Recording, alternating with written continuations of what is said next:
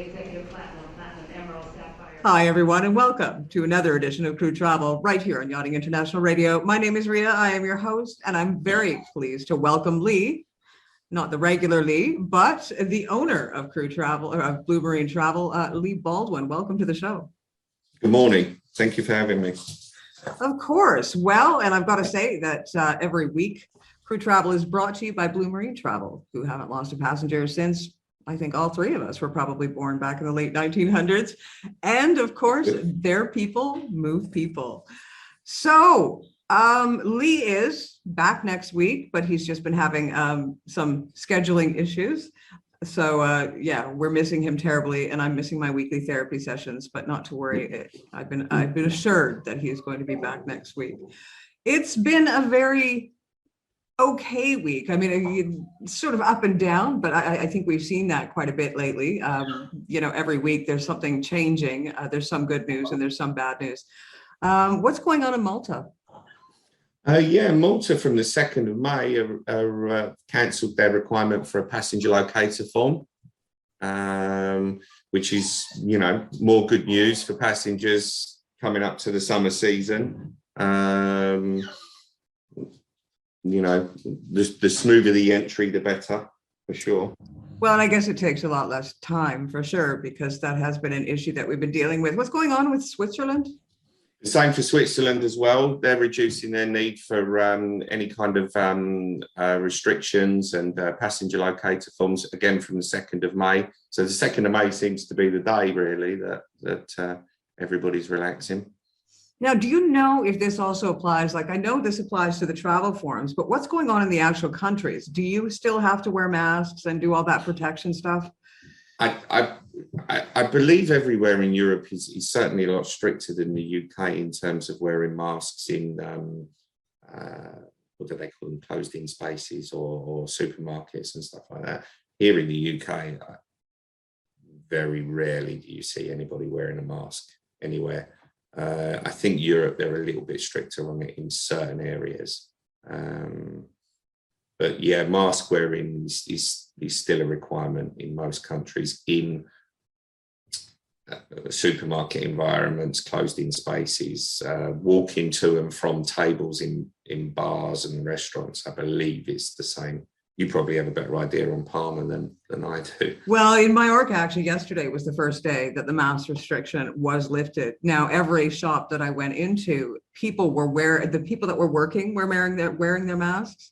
Mm-hmm. And some weren't, actually, ironically enough, but a larger percentage of them were. But the customers, it was the opposite. There was hardly any people that were customers that were wearing masks. Compared to those. And I stood out because I still, maybe it's after 3 years of having to wear a mask, but I just feel more comfortable. I feel more protected, I guess. Some airlines are actually, you know, domestic US travel as well is now going to remove mandatory mask wearing. So, yeah, it's coming even to airlines at some point or other. Well, it almost seems like, you know, it was such an issue right up until Russia invaded Ukraine. And then that was just no longer an issue. And all of a sudden it was the Russian invasion of Ukraine that became an issue. And we're just going to drop everything COVID. Yeah, the only thing on our news here is Shanghai's in lockdown and Peking, Beijing's, shows how old I am, doesn't it? Beijing's apparently going to go into lockdown as well, which could cause supply chain issues at some point in the future, because apparently there are loads of ships just sitting at the ports waiting to load. So is that due to COVID? See, and this is what I don't understand, is why did we not learn the first time round? If a situation in, for example, China, it went absolutely insane, but the rest of the world's going, oh, we don't want to stop air travel. We don't want to stop. Well, then why don't you just make sure that while they're in that heightened awareness, while they have so many cases going on, just close those borders until they get it under control and then open them back up so we don't have another sort of, you know, spread around the world. But I don't know. I don't know that their numbers are particularly bad compared to places like certainly the UK. It's run through us in the last 2 months Everybody's had it. My father's had it, who's 80. Just a couple of days cold, that was it. But it's not even mentioned on the news. We're not even counting anymore. Yeah, I had it at the beginning of the year. It knocked me for 6, but like I'm an old woman, so I'm not surprised. Yeah. So I don't know whether China's that bad or whether they're just this zero COVID policy that they've got is, that's what they're going to do, and they're going to go into lockdown apparently. Interesting. And Qantas has made an announcement. Yeah, Qantas have started on Friday back to Port Moresby in Papua New Guinea for the first time in 2 years. 3 times a week from Brisbane to Port Moresby, which is again positive news for back to a route that they traditionally flew to forever. Well, there's a lot of airlines that are increasing and getting, because I know that not all airlines are back up to pre-COVID levels, but a lot of the airlines around the world are now amping up their flight schedules again. Yeah, definitely. Some of them have probably bitten off more than they can chew in some cases, with the amount of cancellations, lost baggage that we're having to deal with. And a lot of flight cancellations because they haven't got enough crew, flight crew, cabin crew, security staff at airports.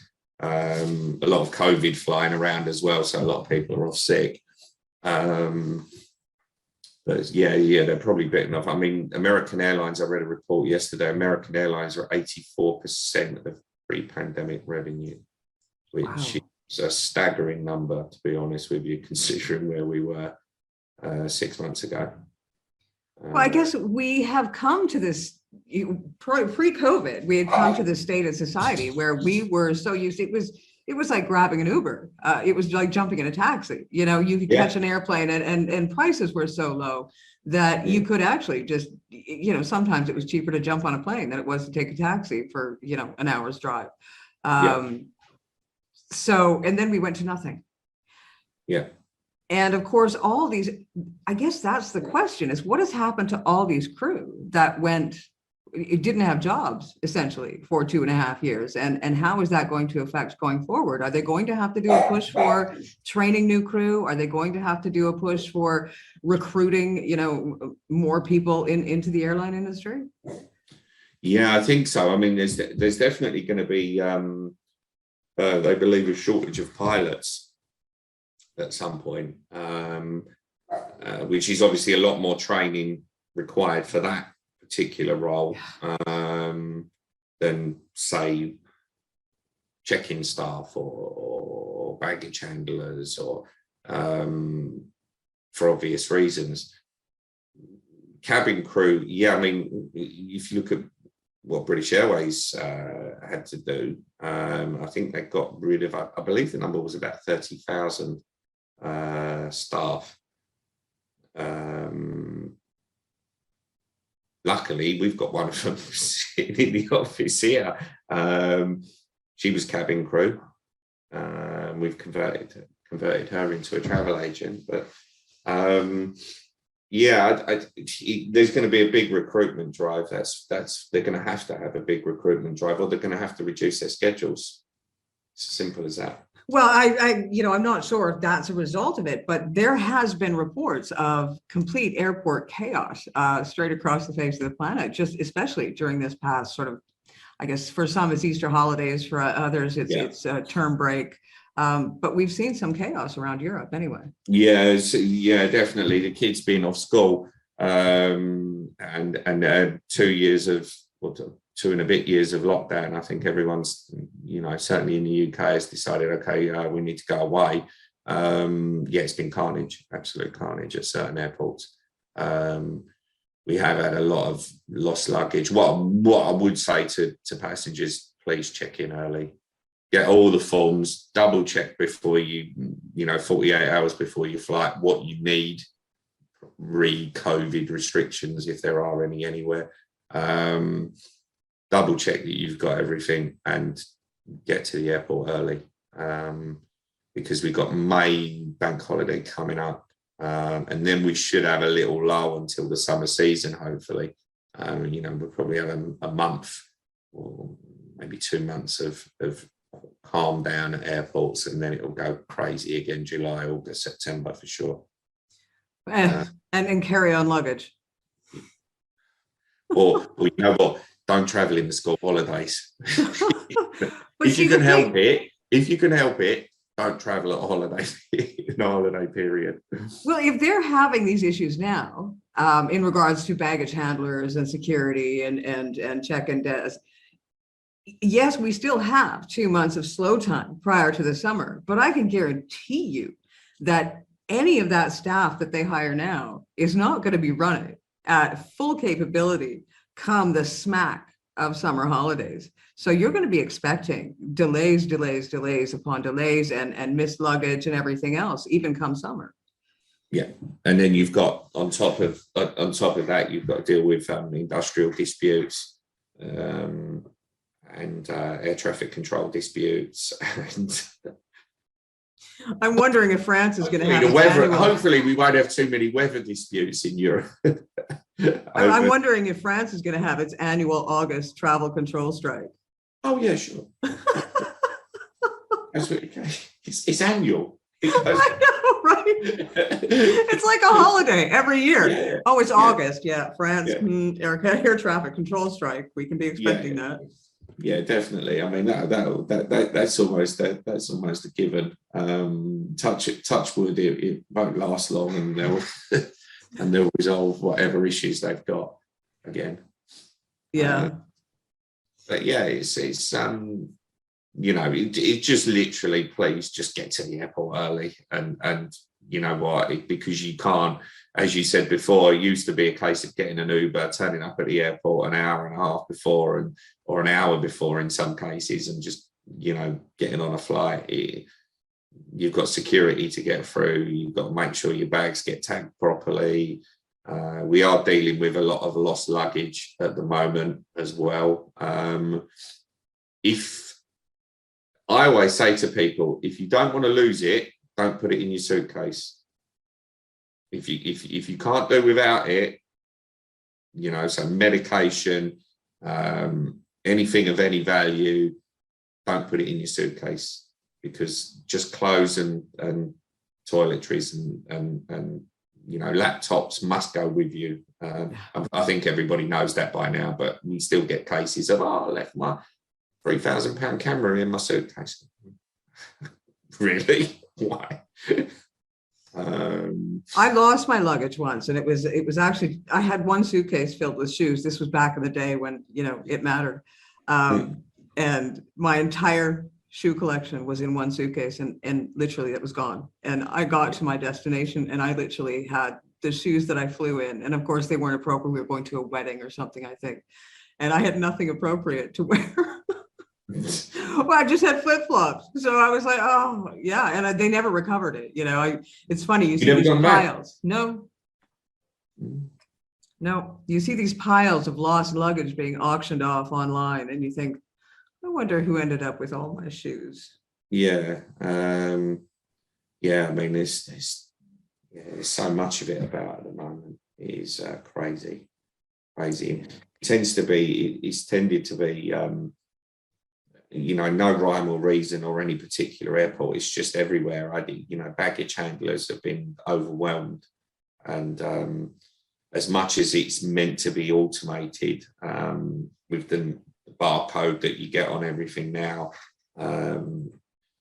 things do go missing, unfortunately. Well, I mean, nothing's perfect. I remember traveling with my parents. There was St. John's, Newfoundland, and St. John's, New Brunswick. And the amount of times our luggage ended up in the wrong St. John's every time we flew to Newfoundland from British Columbia. And that at that time, dating myself again, it was because it was pure human error. It wouldn't, the airports weren't computerized at that stage. But we know that, even as we're doing our daily stuff and we're utilizing our computer equipment, things happen that, computers malfunction, et cetera. So, if you don't have a baggage handling staff that is on top of that, so many things could go wrong. I mean, because there's a speed that they've got to do it, right? It's not, oh, and they have, 5 minutes to look at each tag and make sure it's got to go fast, because we're talking hundreds upon hundreds, well, thousands, and in some cases, millions of passengers. Yeah, and I mean, for the majority of the airports, the big international airports, it's meant to be automated. But if the barcode's facing the wrong way, or if it gets ripped off, or if it gets caught in one of the conveyor belts, and then it just becomes an absolute mess. With the amount of luggage that's flying around, it's crazy. It's quite an interesting when you see one of these big international airports, how their luggage actually works. It's, for me, I'm a bit of an aeroplane buff, so I find it interesting, but it's probably really boring thinking about it for most people. I've seen documentaries, and it's almost like a city of like conveyor belts. Yeah. Like massive. Yeah. And when you look at places like Doha, where the amount of international flights in Dubai and places like that, it's from everywhere to everywhere. It's crazy. It's crazy. Right. Well, Lee, I have to give you a great big thank you for stepping in for the other Lee. You're welcome. I didn't have time to do my hair or anything, but well, you know what? I'm sure a little spit and polish would have fixed that right up. Yeah, exactly. Thank you so much. Right. I have to say once again that Crew Travel is brought to you weekly by Blue Marine Travel, who haven't lost a passenger since all three of us were born back in the late 1900s. And of course, their people move people. Thank you very much. Thank you, Lee.